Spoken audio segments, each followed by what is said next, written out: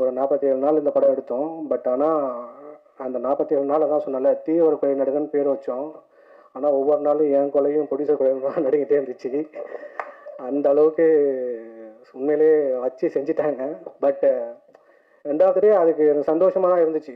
எனக்கு ஒரு நம்பிக்கை, யார் என்ன வேணாலும் சொல்லட்டும், இந்த படம் கண்டிப்பாக ஒரு நாள் ஸ்க்ரீனில் வரும், என் கனவு பழிக்கும்னு நான் நம்பிகிட்டே இருந்தேன்.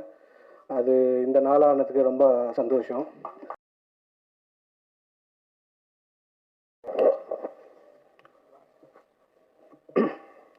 எல்லாருக்கும் வணக்கம். வந்திருக்கிற பத்திரிகையாளர்கள், தொலைக்காட்சி மற்றும் ஊடக நண்பர்களுக்கு மிக்க நன்றி. அதாவது அவங்க சொன்ன மாதிரி தான் இந்த நாள் வந்து என்னோடய 15 வருஷம் ஏக்கம் தவம் எல்லாமே சொல்லலாம். எல்லாருக்குமே இருக்கிறது தான், புது டைரக்டர்ஸ் எல்லாருக்குமே இருக்கிறது தான். பட் எனக்கு கொஞ்சம் அதிகமாக இருந்துச்சு. ஒன்று நிறையா டைம் ஃபீல் பண்ணியிருக்கேன். நிறையா டைம் விட்டு ஓடிடலான்னு தோணும் போதெல்லாம் அந்த அந்த பெயின் தான். நம்ம என்னவா வந்தோம், இங்கே என்னவா இருக்கிறோம், என்னவா போகிறோன்னு ஒன்று இருக்குல்ல, அதை நம்ம ஃபுல்ஃபில் பண்ணோமான்னு ஒரு விஷயம் இருக்குல்ல. ஸோ அதை தேடி தான் ஓடிட்டே இருந்தேன்.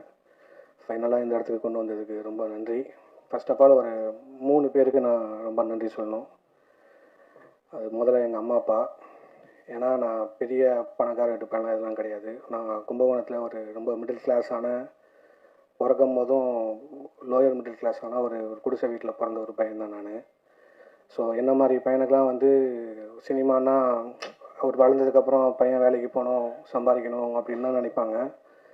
பட் நான் வந்து ஒரு 17 வயசுலேயே இங்கே சென்னைக்கு வந்துட்டேன். வந்ததுக்கப்புறம் இன்னைய வரைக்கும் எங்கள் அம்மா அப்பாவுக்கு வந்து நான் என்ன பண்ணுறேன், ஏது பண்ணுறேன்னு எங்கள் அம்மா எதுவுமே கேட்டதே இல்லை. மெயினாக எனக்கு சினிமா சொன்னதே எங்கள் அப்பா தான். எங்கள் அப்பா வந்து நான் சின்ன வயசுலேருந்து நிறையா சொல்லுவார், இவர் இந்த படம் டைரக்டர், இவர் இந்த படம் டைரக்டர், அவருன்னு. சிவாஜி சார் வீட்டு வாசலில் நான் அவ்வளோ தூரம் நின்றுருக்கேன், நான் வைரமுத்து சார் வீட்டில் நின்று வாய்ப்பு கேட்டிருக்கேன் அப்படின்னா எங்கள் அப்பா நிறையா சொல்லும் போதெல்லாம் அவர் தான் எனக்குள்ளேயே சினிமாவை எனக்குள்ளேயே தாக்கத்தை க்ரியேட் பண்ணிகிட்டே இருந்தார். ஒரு ஸ்டேஜுக்கு மேலே எனக்கு முடிவே ஆயிடுச்சு, சினிமா தான் வரப்போகிறோம் அப்படின்னு சொல்லிட்டு. ஃபைனலாக வந்துட்டு இங்கே ஆஸ் யூஷுவல் நம்ம எல்லாருமே கஷ்டப்படுற மாதிரி தான் நம்மளும் ட்ராவல் பண்ணி போராடி கஷ்டப்பட்டோம். ஸோ அந்த ஸ்பேஸ் கொடுத்த எங்கள் அம்மா அப்பாவுக்கு ரொம்ப ஃபஸ்ட்டு நான் தேங்க்ஸ் பண்ணிக்கிறேன். ரொம்ப நன்றி. ரெண்டாவது வந்து ஒரு ப்ரொடியூசர், எங்கள் அண்ணன், அவர் என்னை பற்றி பேசலை, பதட்டத்தில் விட்டாருன்னு நினைக்கிறேன், இல்லை காண்டில் விட்டாரான்னு தெரில. சும்மா இருந்த நான் பாட்டுக்கு போகலை, வியாபாரம் பண்ண என்னை போய் தூட்டிடான்னு. பட் ஆனால் அவர் வந்து ஊரில் வந்து எப்படின்னா ஒரு சண்டைக்கோழி சார்ல இந்த ராஜ்கரன் சார் மாதிரி தான். அவர் நடந்து போனார்னா ஊரில் ஒரு 10 பேர் போவாங்க. நான்லாம் கை கட்டி நின்று பார்த்துருக்கேன். அவருக்கு அவ்வளோ ஊரில் மரியாதை. எங்கள் ஊரில் போய் இறங்கி அவர் பேர் கேட்டால் எல்லாருமே சொல்லுவாங்க, அவர் கடையிலே போய் விட்டுருவாங்க. அவருக்கு 2 சின்ன படம் ஆக்சுவலாக இதுக்கு முன்னாடி 2 படம் பண்ணியிருந்தார். அப்போல்லாம் நான் அவர் கூட ட்ராவல் ஆகலை. 2 படமே அவருக்கு சரியாக போகலன்னொன்னே எனக்கு அந்த 2வது படத்தை நான் சின்னதாக ட்ராவல் பண்ணிட்டுருந்தேன். நான் தான் அந்த படத்துக்கு இன்ட்ரடியூஸ் பண்ணி விட்டேன். ஆக்சுவலாக அது ஒரு சூழ்நிலை நான் தான் இன்ட்ரடியூஸ் பண்ணி விட்டேன். அதுவும் சரியாக போகல. பட் அந்த டைமில் எனக்கு சொன்ன ஒரு சின்ன வார்த்தை தான், நான் உனக்கு ஒரு படம் கொடுப்பேன்டா, நான் உன்னை டேரக்டர் ஆக்குறேன்டா அப்படின்னாரு. அது சொன்ன வார்த்தையை அவர் செஞ்சார். லாக்டவுனில் போச்சு, எல்லாருமே அவர் நம்பாத விட்டுருவாருன்னாங்க. எனக்கு ஒரு நம்பிக்கை இருந்துகிட்டே இருந்துச்சு, சரி கண்டிப்பாக பண்ணுவார்னு. பட் எனக்கு நம்பிக்கை வர அவர் என் மேலே வச்ச நம்பிக்கை ஜாஸ்தி. ஏன்னா அவர் லைஃப் டைமில் சம்பாதிச்ச ஒரு பணத்தை யாரோ ஒருத்தவங்களுக்கு நம்பி இன்வெஸ்ட் பண்ணுறதுன்றது சாதாரண விஷயம் இல்லை. அது என்னை நம்பி இன்வெஸ்ட் பண்ணார். எல்லோரும் இங்கே இண்டஸ்ட்ரியில் இங்கே எல்லோரும் சொல்கிறாங்க இந்த படம் லேட்லாம் கிடையாது. இது என்னென்னா இந்த ப்ராசஸே அப்படி தான் இருக்குது. ஆக்சுவலாக இது எனக்குன்னு இல்லை, வர புது டேரக்டர் எல்லாருக்குமே அந்த ப்ராசஸ் இருக்குன்னு நினைக்கிறேன். நம்ம அதை ஒவ்வொரு விஷயங்கள்லாம் நம்ம கோர்த்து அழகு சேர்க்க அதுக்கு நான் வந்து அவர்கிட்ட சொல்லி புரிய வைக்க எந்த ஒரு இடத்துலையும் வந்து அவர் வந்து பின்வாங்கினதே கிடையாது.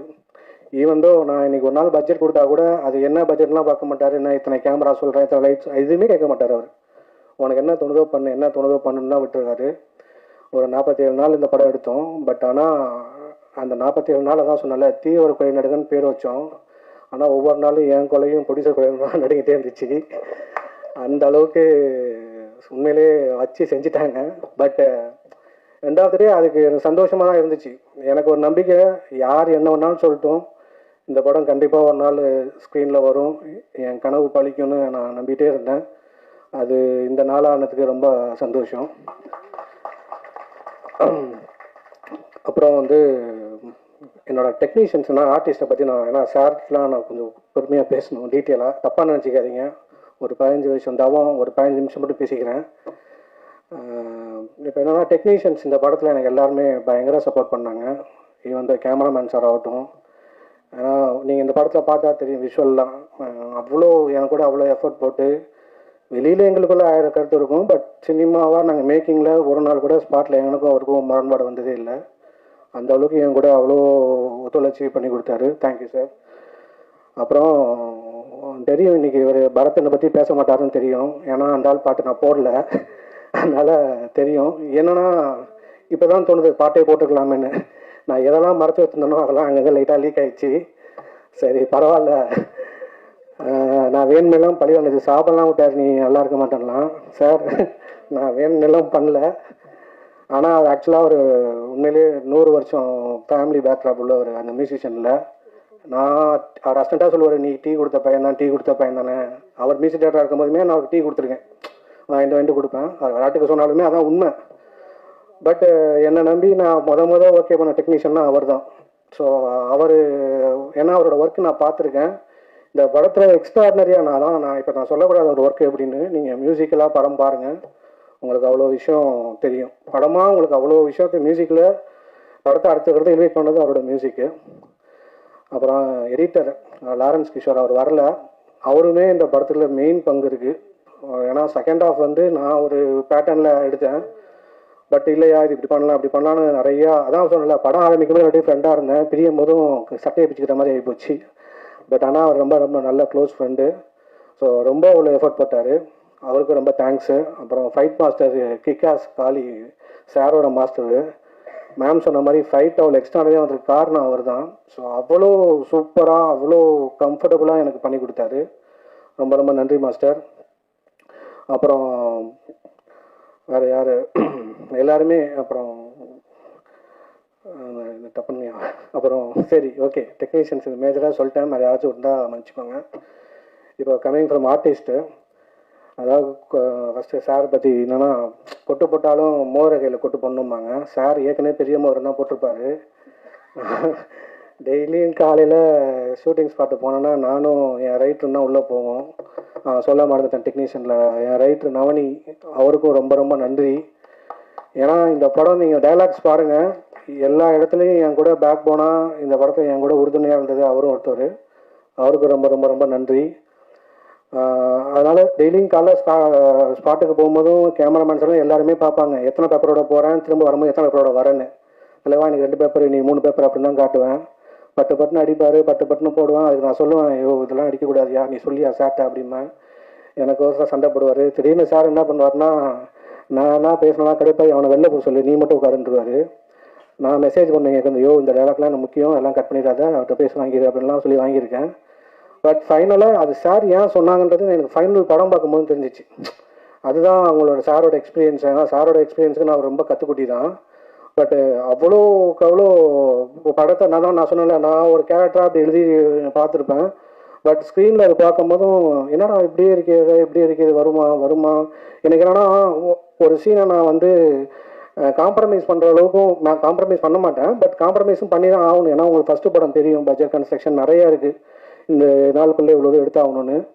ஸோ அவ்வளோ கஷ்டப்பட்டோம். பட் அதெல்லாம் எனக்கு அப்போ தெரியல. பட் ஸ்க்ரீனில் பார்க்கும்போதும் நானே வேண்டுட்டேன். நிறையா டைம் எடிட் டேபிளில் நான் பார்த்துட்டே இருந்திருக்கேன், இந்த சீன் நம்ம எப்படியா நினச்சோம், இப்படி வந்திருக்குன்னு. ஸோ அந்த அளவுக்கு சாரோட எஃபோர்ட் அவ்வளோ இந்த படத்தில் இருந்துச்சு. நீங்கள் எக்ஸ்ட்ரா நிறையா பாருங்கள். ஏன்னா சார் வந்து இந்த மாதிரி ஒரு கதையில் ஒத்துக்கிட்டதுன்றது பெரிய விஷயம். ஏன்னா ஈக்குவல் ஸ்பேஸ் வந்து 2 பேருக்குமே இருக்குது. பட் அந்த அளவுக்கு சார் இதை ஒத்துக்கிட்டு பண்ணது ரொம்ப ரொம்ப பெரிய விஷயம். சார் ரொம்ப நன்றி சார். திரும்பவும் கொட்டு வாங்குவேன் சார், கண்டிப்பாக அடுத்த படத்துக்கு வருவேன். அப்புறம் 2வது ஐஷு மேம், அவங்க வந்து இந்த படத்துக்கு வந்து நான் தான் சொன்னல, நான் மிகைப்படுத்தி பேசுகிறேன்லாம் இல்லை, நீங்கள் படம் பாருங்கள், அவ்வளோ எஃபர்ட் போட்டிருக்காங்க. உங்களுக்கு நீங்கள் அந்த படமாக பார்த்தா தெரியும். இந்த கேரக்டர் நான் எழுதும் போதுமே அவங்க வச்சு தான் எழுதுனேன் ஆக்சுவலாக. ஆனால் அதுக்கப்புறம் நிறையா பேர்ட்ட போயிட்டு தான் வந்தேன். நான் யார்ட்டையுமே போகல மேடம், உங்கள்கிட்ட மட்டும் போயிடலாம் சொன்னேன் அவங்கள்ட்ட. பட் ஆனால் அவங்களுக்கே தெரியும், இல்லை இந்த படம் ஒர்க் அவுட் ஆகும். நான் எந்த கட்டத்துலலாம் வந்து நான் எப்போ பண்ணாலும் டேட் கொடுப்பாங்க, என் மேலே பரிதாபப்பட்டு நானே மூஞ்ச பரிதமாக வச்சுருமே நீ நடிக்காத நான் டேட் தரேன்னு அவங்களே சொல்லுவாங்க. அந்த அளவுக்கு ரொம்ப ஃப்ரெண்ட்லியாகவும் ப்ளஸ் அவங்க அவங்க ஸ்க்ரீன் ப்ரெசன்ஸ் தான். நம்ம வந்து அந்த ஒரு மெயின் சீன்லாம் இருக்குது, அதெல்லாம் சிங்கிள் டேக்கு. கட்டுன்னு சொன்ன உடனே அதை எல்லா ஹோல் யூனிட்டுமே கிளாப் பண்ணாங்க. அந்த சீக்வன்ஸு நீங்கள் படம் பார்க்கும்போது தெரியும், அவ்வளோ எமோஷ்னலாக இருக்கும். ஸோ அவங்களுக்கு ரொம்ப நன்றி மேம், ரொம்ப ரொம்ப நன்றி மேம். அப்புறம் நிறைய ஆர்டிஸ்ட் இருக்காங்க இந்த படத்தில், தேனப்பன் சார்லேருந்து அபிராமி மேம், ரொம்ப ரொம்ப நன்றி மேம். நீங்கள் செகண்ட் ஹாஃப் நீங்கள் படம் பாருங்கள், இந்த படத்தில் எல்லாருக்குமே யாருமே சும்மா ஏனோதோனோ வந்துட்டு போனதாக இருக்க மாட்டாங்க, எல்லாருக்குமே அவங்க ஸ்பேஸ்க்கு ஈக்குவலாக இருக்கும். ஸோ அவங்களுக்கும் ரொம்ப நன்றி. அப்புறம் தங்கதுரை ஐயா, இந்த படத்தில் ஒரு காமெடியே பேச மாட்டார், நடக்க விட்டுட்டே இருந்தேன். அந்த ஆளே ஒரு கட்டத்தில் ஐயோ நான் வரமாட்டேன்லாம் சொன்னார், ஐயோ வாயா படத்தை முடிச்சு கொடுத்தேன்லாம் சொல்லியிருந்தேன். அப்புறம் நிறையா பேர், நம்ம பிராங்க் ஸ்டார் ராகுல், என்ன தலைவன் என்ன, ஆனால் என் படத்தை பற்றி ஒரு வார்த்தை கூட பேசல, நீ எதுக்கு வந்தனே தெரில, ஆனால் நீ வேலை காமிச்ச பற்றியா, ஐயோ நான் நேற்று கூட சொன்னேன். ஸோ தெரியும் வந்தாலும் அப்படித்தானு, பட் நல்லா பண்ணியிருக்காப்புல அவரும். பிரியதர்ஷினி மேம் உண்மையிலே ரொம்ப ரொம்ப முக்கியமான கேரக்டர் பண்ணியிருக்காங்க. உங்களுக்கு இந்த படம் கண்டிப்பாக ஒரு நல்ல பேர் கிடைக்கும் நம்புகிறேன். அப்புறம் இந்த படத்தில் வந்து முக்கியமான ஒரு கேரக்டர் இருந்துச்சு ஆக்சுவலாக, அந்த அனிகா பாப்பா கேரக்டரு. ஆக்சுவலாக அந்த குழந்தை வந்து நான் ஈவந்தோ இந்த படத்தில் வந்து ஃபஸ்ட்டு நான் சூஸ் பண்ண காஸ்ட்னா அந்த பொண்ணு தான். அவங்க அம்மாவே சொல்லுவாங்க, அந்த பொண்ணை 7வது என்னோ படிச்சிருந்தா. நான் சொன்னது கொரோனாவுக்கு முன்னாடி, நான் படம் கதையை எழுதும் போதும் நான் ஈவந்தோ நான் எல்லா கேஸ்ட்டையும் மாற்றிட்டே இருந்திருக்கேன். சரி இதுங்களா அவங்களா ஓகே ஓகேன்னு போயிட்டுருக்கேன். அந்த ஒன்று மட்டும் நான் மாற்றவே இல்லை, பட் எழுதுனேன். ஏன்னா மனசில் பதிஞ்சது அந்த கேரக்டரு. அந்த கேரக்டரை அவ்வளோ தத்ரூபமாக கொண்டு வந்திருக்கா. கிட்டத்தட்ட ஒரு நீங்கள் நான் சொன்னால் நம்ப மாட்டீங்க, ஃபைட்டர்ஸ்லாம் கூட ஒரு 5-6 மணிலேருந்து சேஃப்டிக்கு ரோப்பு கட்ட அவ்வளோ பயத்தோடு இருப்பாங்க. இவன் 5-6 மணிலேருந்து ஜாலியாக கூல் ட்ரிங்க்ஸ் கேட்குறா, தொங்கிக்கிட்டே ரோப்பில். அந்த அளவுக்கு அந்த பொண்ணுக்கு அது கஷ்டம்னே தெரில, அந்த அளவுக்கு பயம் இல்லாமல் அவ்வளோ சூப்பராக பண்ணியிருக்கேன் அந்த குழந்தை. கண்டிப்பாக அந்த பொண்ணுக்கு ஒரு பெரிய எதிர்காலம் இருக்குது. ஸோ மற்றபடி இன்னொன்று, இந்த கேரக்டர் டைட்டில் கேரக்டரு நான் அதை எப்படி ரிவீல் பண்ணுறதுன்னு தெரில, பட் லோகு சார் நான் சொல்ல மாட்டேன், கண்டிப்பாக தமிழ் சினிமாவில் ஒரு பெரிய கேரக்டர் ஆர்டிஸ்டாக சார் வளம் வருவாங்க. அவ்வளோ ப்ரில்லியண்ட்டான ஒரு பர்ஃபார்மன்ஸ் பண்ணியிருக்காங்க. ஸோ நீங்கள் படம் பாருங்கள், உங்களுக்கு எல்லாமே புரியும்.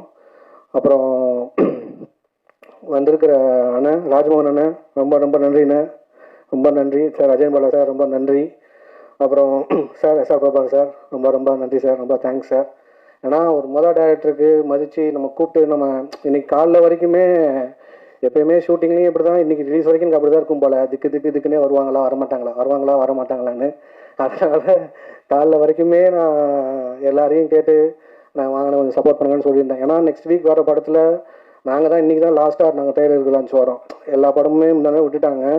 ஐயோ என்ன நீ வரீங்களா இல்லையா, ஏன்னா ஆல்ரெடி நம்ம அந்த படத்துக்கு மேலே நிறையா இங்கே பிஸ்னஸ்லாம் நிறையா டாக் இருக்குது, இவங்கெல்லாம் வருவானுங்களா பண்ணிடுவானுங்களா சார் என்ன பண்ணுவானுங்க அப்படி இப்படின்லாம். அதான் சொன்னமே, இந்த படம் இவெல்லாம் எங்கே எடுக்க போகிறான்னு நினச்சவங்களும் இருக்காங்க, இன்றைக்கி அதே படத்தை பிஸ்னஸுக்கு என்கிட்ட கேட்கவும் இருக்காங்க.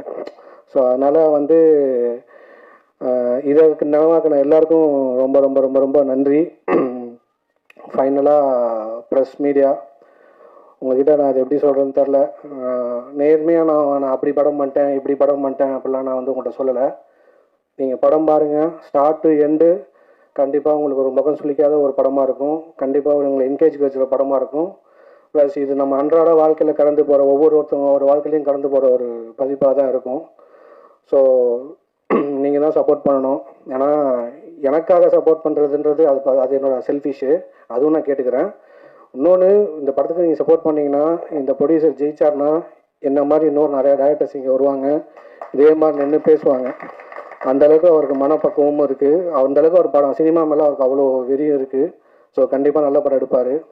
ஃபைனலாக எனக்கு வந்து சிவன் அண்ணன் ஒருத்தர் இருக்கார். ஏன்னா என்னை எல்லாருமே கைவிட்டப்போ பிஸ்னஸில் இல்லை எல்லாமே நம்ம கைவிட்டாங்கன்னு இல்லை, அவங்கவுங்க எங்கெங்க போர்ஷன் என்னென்ன முடியுமோ அவங்களாம் பண்ணப்போ இல்லைடா தம்பி நான் இருக்கண்டான்னு சொல்லி இன்னை வரைக்கும் என் கூட ட்ராவல் பண்ணுறாரு.